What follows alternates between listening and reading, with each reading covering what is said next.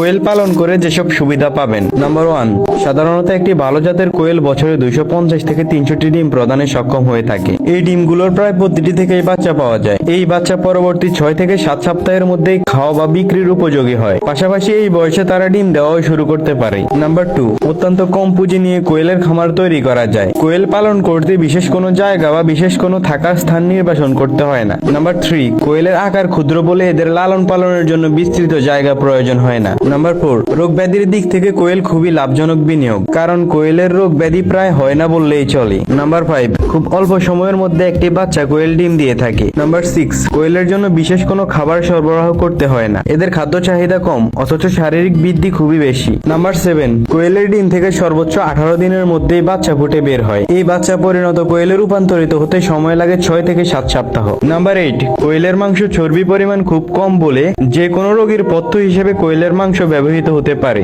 এই কারণে বাণিজ্যিক ভিত্তিতে কোয়েল পালন অত্যন্ত লাভজনক।